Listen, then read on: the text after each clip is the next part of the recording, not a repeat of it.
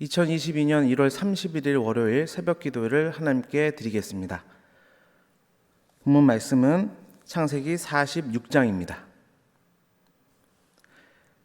이스라엘의 모든 소유를 이끌고 떠나 브엘세바에 이르러 그의 아버지 이삭의 하나님께 희생 제사를 드리니 그 밤에 하나님이 이상 중에 이스라엘에게 나타나 이르시되 야곱아 야곱아 하시는지라.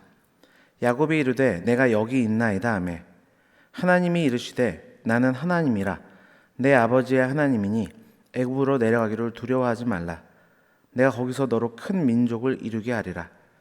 내가 너와 함께 애굽으로 내려가겠고 반드시 너를 인도하여 다시 올라올 것이며 요셉이 그의 손으로 내 눈을 감기리라 하셨더라. 야곱이 브엘세바에서 떠날새 이스라엘의 아들들이 바로가 그를 태우려고 보낸 수레에 자기들의 아버지 야곱과 자기들의 처자들을 태우고 그들의 가축과 가나안 땅에서 얻은 재물을 이끌었으며 야곱과 그의 자손들이 다 함께 애굽으로 갔더라. 이와 같이 야곱이 그 아들들과 손자들과 딸들과 손녀들 곧 그의 모든 자손을 데리고 애굽으로 갔더라. 애굽으로 내려간 이스라엘 가족의 이름은 이러하니라. 야곱과 그의 아들들 곧 야곱의 맏아들 르우벤과 르우벤의 아들 한옥과 발루와 헤스론과 갈미오. 시므의 아들은 여무엘과 야민과 오핫과 야긴과 스할과 가나안 여인의 아들 사울이요. 레위의 아들은 게르손과 그핫과 므라리요. 유다의 아들 곧 엘과 오난과 셀라와 베레스와 세란이. 엘과 오난은 가나안 땅에서 죽었고 베레스의 아들은 헤스론과 하물이며 이사갈의 아들은 돌라와 부와와 욥과 시므론이요. 스불론의 아들은 세렛과 엘론과 얄레엘이니 이들은 레아가 밧달 아람에서 야곱에게 난 자손들이라. 그 딸 디나를 합하여 남자와 여자가 33명이요. 갓의 아들은 시변과 학기와 순이와 에스본과 에리아와 아로디와 아렐리요.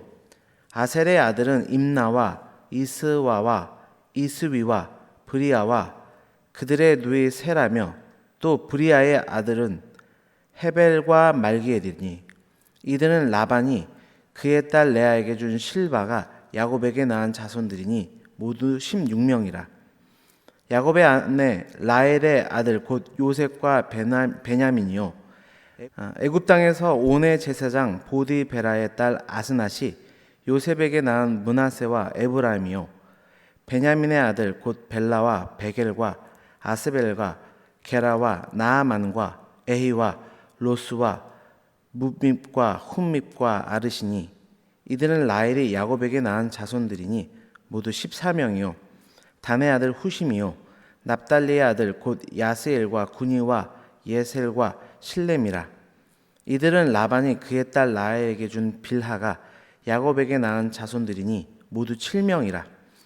야곱과 함께 애굽에 들어간 자는 야곱의 며느리들 외에 66명이니 이는 다 야곱의 몸에서 태어난 자며 애굽에서 요셉이 낳은 아들은 2명이니 야곱의 집 사람으로 애굽에 이른 자가 모두 70명이었더라. 야곱이 유다를 요셉에게 미리 보내어 자기를 고센으로 인도하게 하고 다 고센 땅에 이르니 요셉이 그의 수레를 갖추고 고센으로 올라가서 그의 아버지 이스라엘을 맞으며 그에게 보이고 그의 목을 어긋맞춰 안고 얼마 동안 울매 이스라엘이 요셉에게 이르되 내가 지금까지 살아있고 내가 내 얼굴을 보았으니 지금 죽어도 조카도다. 요셉이 그의 형들과 아버지의 가족에게 이르되 내가 올라가서 바로에게 아뢰어 이르기를 가나안 땅에 있던 내 형제들과 내 아버지의 가족이 내게로 왔는데 그들은 목자들이라 목축하는 사람들이므로 그들의 양과 소와 모든 소유를 이끌고 왔나이다 하리니 바로가 당신들을 불러 너의 직업이 무엇이냐 묻거든 당신들은 이르기를 주의 종들은 어렸을 때부터 지금까지 목축하는 자들이온데 우리와 우리 선조가 다 그러하니이다 하소서. 애굽 사람은 다 목축을 가증히 여기나니 당신들이 고센 땅에 살게 되리이다. 아멘.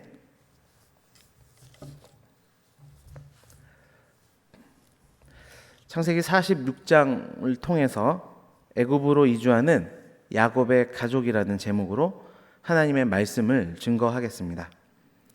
창세기 46장은 야곱과 그의 온 가족이 애굽으로 이주하는 장면을 기록하고 있습니다. 이러한 야곱의 가문이 이주하는 부분은 일찍이 하나님께서 아브라함을 통해 하신 말씀, 즉 그의 후손이 이방에서 객이 되리라 하신 예언의 성취임과 동시에 이 땅으로 다시 돌아오리라 하신 예언의 말씀, 즉 출애굽의 전조가 지금 나타났다라는 것을 보여주는 부분입니다.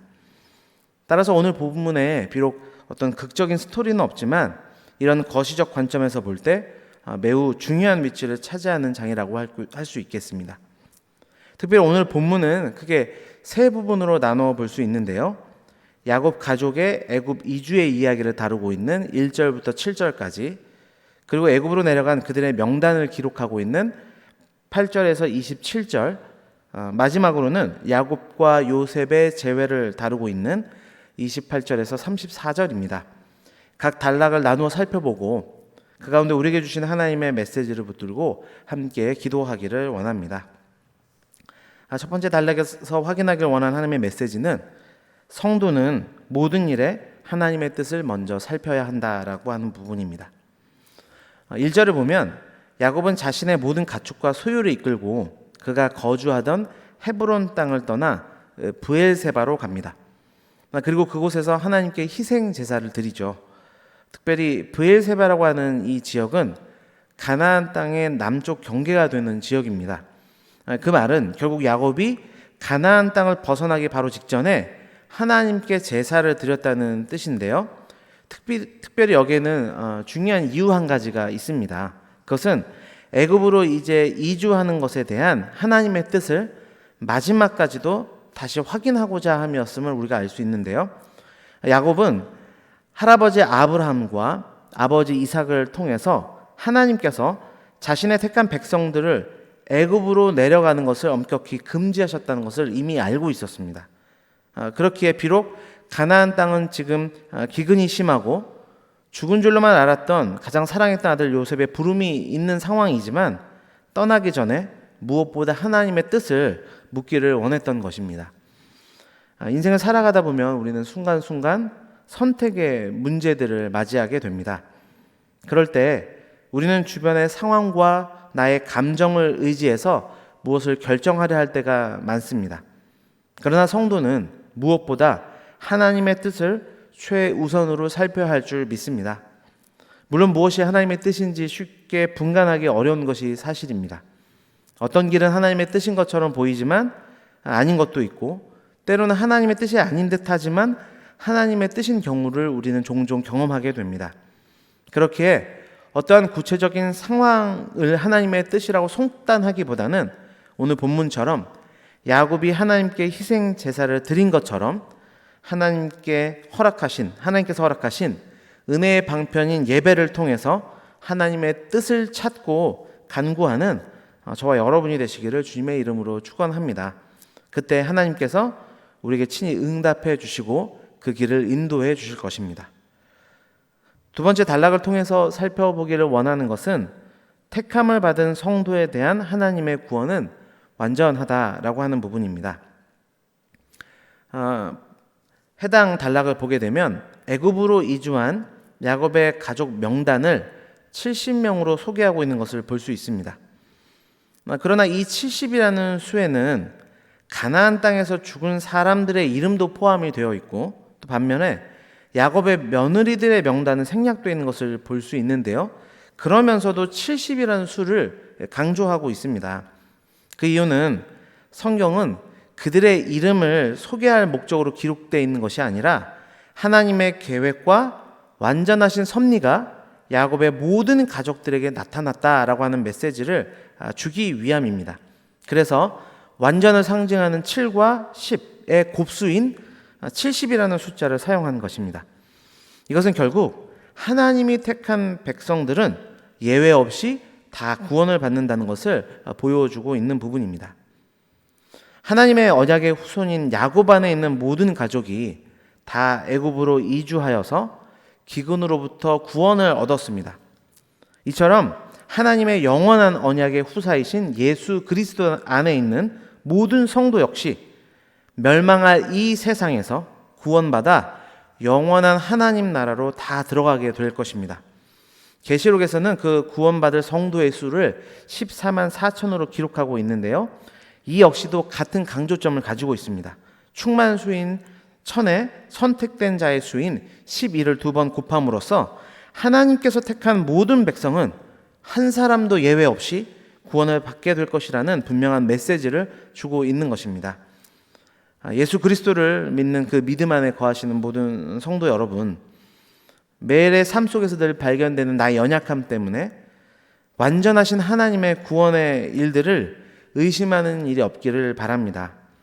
하나님은 자신이 택한 백성들은 단 한 사람도 빠짐없이 구원하시는 구원자가 되십니다. 이 사실을 굳게 붙잡고 오늘도 믿음의 길을 걸어가시는 저와 여러분 되시기를 주님의 이름으로 축원합니다. 마지막 단락을 통해 살펴볼 것은 성도는 장차 기쁨으로 구원의 주님을 만나게 된다라는 부분입니다. 30절을 보면 야곱은 그가 그토록 사랑했던 요셉을 만나자 자신이 지금까지 살아있어 요셉의 얼굴을 보게 되었으므로 이제 죽어도 여한이 없다라고 말하고 있습니다.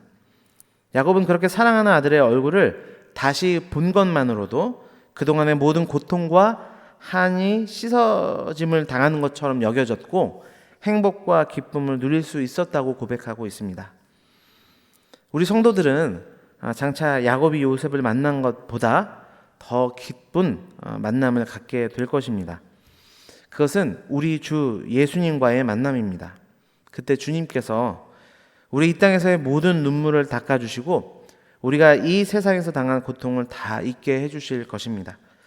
그러니 성도 여러분, 세상을 살아가면서 우리에게 많은 고통과 시련이 있지만 인내함으로 그 길을 걸어가시기를 바랍니다.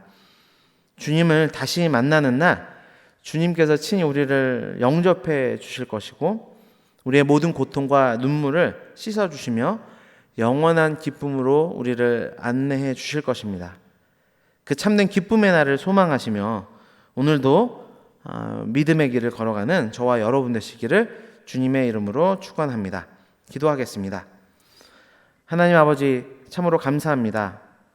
오늘 창세기 46장의 말씀을 통하여서 우리에게 많은 깨달음을 주시니 감사합니다. 무엇보다 성도는 모든 일에 있어서 하나님의 뜻을 먼저 살펴야 한다 말씀하셨사오니 매사에 주님을 인정하고 주님의 뜻을 구하며 예배하는 삶을 살아가도록 주장하여 주옵소서. 또한 우리의 삶 속에 하나님, 우리의 연약함이 발견될 때가 많이 있지만 택함을 받은 성도는 하나님께서 반드시 구원하신다 하는 사실을 굳게 붙들며 믿음의 길을 걸어갈 수 있기를 원합니다. 뿐만 아니라 이 성도의 나그네와 같은 인생의 끝에 우리의 주님을 다시 배우게 될 것을 기억하며 소망을 가지고 우리가 이 길을 걸어갈 수 있도록 주께서 우리의 모든 길에 동행하시며 인도하여 주시기를 간절하게 원합니다. 올해 우리 교회에 주신 기원이 있습니다. 모이기를 힘쓰는 교회로 소망으로 격려하며 습관 따라 모이는 교회가 되게 하여 주시어서 모일 때마다 복음의 능력으로 감화 감동받게 하여 주시고 하나 되는 역사 우리 안에 있기를 간절히 원합니다. 특별히 이 새벽에 간절히 아버지 하나님께 기도하는 모든 성도님들의 기도의 제목들마다 하나님께서 역사하셔서 하늘의 놀라운 축복과 이 땅의 응답으로 함께해 주시기를 간절하게 원합니다. 모든 것 감사드리며 예수 그리스도의 이름으로 기도드립니다. 아멘.